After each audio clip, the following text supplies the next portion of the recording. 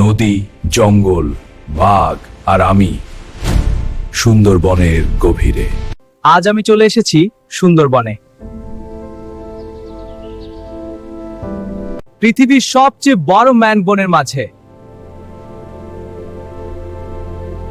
চারদিকে শুধু সবুজ আর নদীর শব্দ। এই জঙ্গলে আছে ভয় আর সৌন্দর্য একসাথে। এখানেই থাকে হরিণ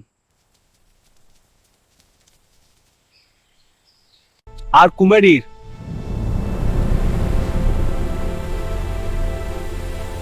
অসমান রাজা, রোল বেঙ্গল টাইগার।